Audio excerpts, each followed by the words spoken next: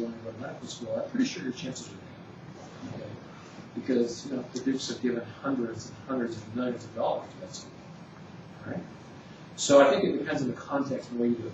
Under no circumstances, no matter where you apply, should you ever come across as arrogant, someone who feels entitled and expects privileges not afforded other people. Because while private schools have to answer to a different constituency, all the private school admissions officers that I know a lot of them, are people with very high moral fiber and character. Okay? Does that help? Yeah, thanks. Okay. Yeah.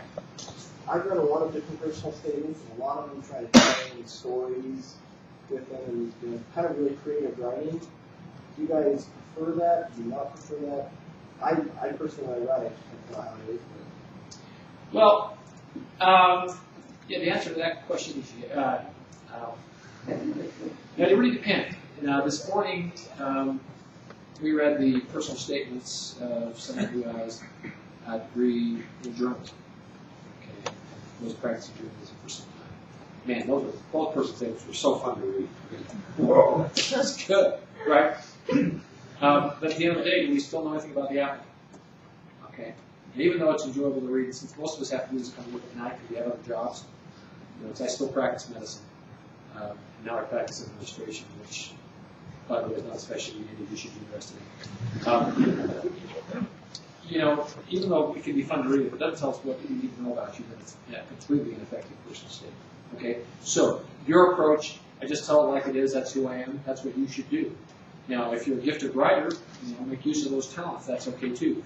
Just make sure that it's spelled correctly, the grammar is correct, that you use punctuation, and that you've used paragraphs that are appropriate. Now, see, why do we get hung up on that? Well, first of all, communication is an essential physician skill. Right? You have to be able to communicate, both verbally and in written form. There's no way around that. And as you all probably know, we do have communication requirements. We have a writing requirement that you have to fulfill as a prerequisite. But the other thing that we look very carefully for is if this is the most important part of your application, the part of your application in which you have the most control of, you don't care to make sure you spell the words correctly and you use the proper punctuation. If you're not careful enough to be a physician, we're not going to let you do it. That help? Okay. Yeah. So, how do you distinguish between being too confident? Because I've heard it's good to be confident, but you don't want to be arrogant. What are some ways that you can express the? Because and you also mentioned that they hate naive people. Mm-hmm. So how do you balance that? Well, okay, you're adults, right? You're talking to a group of people who are interested. Okay, and I say talking to them. They're reading you as if you were there with your shoes, right? Sitting in front of them. Speak to them the way you'd like to talk to them. Okay? And this is, again, the advantage of having other people read you feedback. Don't be obsequious. We don't like kiss-ups. On the other hand, confidence is kind of important. I'm not sure if I did the right thing. Well, okay, welcome to the world of medicine. Indecision is a part of this. But, and I don't mean to offend any baby here that's from business school or is a business major, but this is not the time to sell yourself. Okay. Really not. A couple of years ago, this guy was from out of state, but obviously from a family with some serious money, and we had turned it down. And so he sent me a letter saying he was going to come meet with me. The purpose of the visit was to convince me that he should be a part of the class the following August. And he looked forward to meeting. So I wrote him back and said, that's the purpose of the meeting. You should save your time for it. Okay? Because the decision's been made, it's been made by a committee. And I don't vote in that committee. I'm just overseeing the process. So even if I wanted to, and it's unlikely you can convince me, I can't do that. And by the way, I really can't. I mean, so there's some place in the middle, but part of that's just your judgment. But think about talking to people who you respect in the way that you would like to be spoken to. And I think that should give you the guidance you need to adjust the tone of your personal statement. During your application process and your interviews, is it okay if you have no idea what you want to do? If you have no idea what kind of doctor you want to be? Okay, so in the course of your application, is it okay if you don't know you want to be a neurosurgeon? Yeah, that's actually to your advantage to admit that. Because, see, I think there are very few people who have an adequate database of experience and exposure prior to attending medical school who really know what specialty they belong in.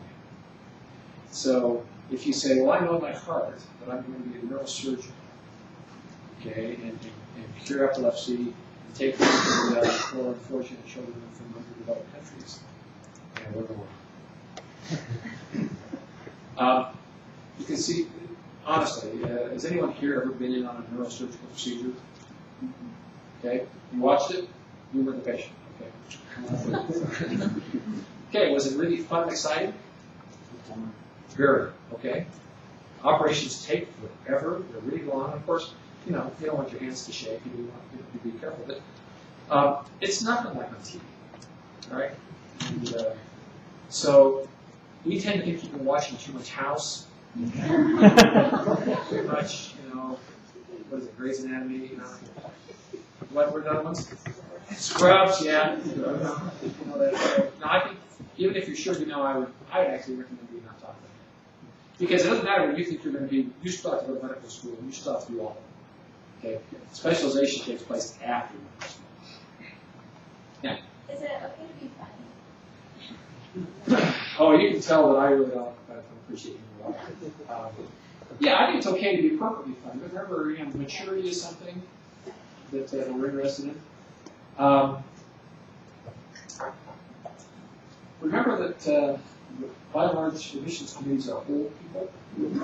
Okay?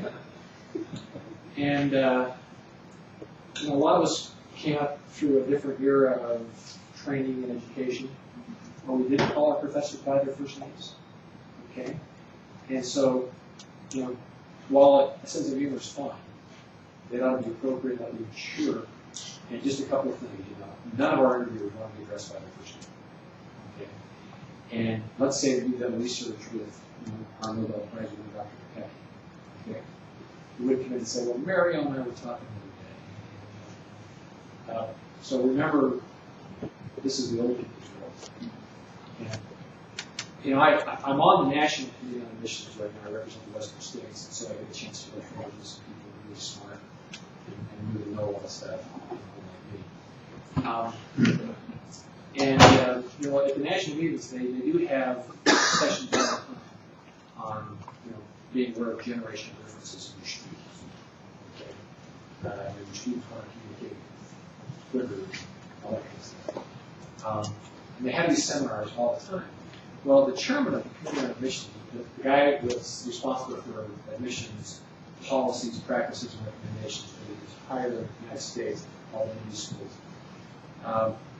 He and I were having dinner, and he said, do they ever have any seminars for the students on how to deal with old people effectively? He said, they never do it yet. We still hold keys, right? So it's okay to be humorous, but again, this is pretty serious stuff. So make sure you're doing what's appropriate in the situation, and make sure that you don't come across as too bad.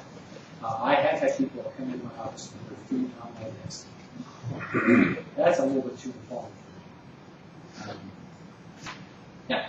So back to what you talked about not knowing if you have a good idea what you would do when you have years of experience. Are you seeing the appropriate software? Oh, I think if it's a big deal, that's a big part of why you apply to medical school. Okay, so the question is, if you've had long experience, you really have a pretty good idea where you want to go, what you want to do.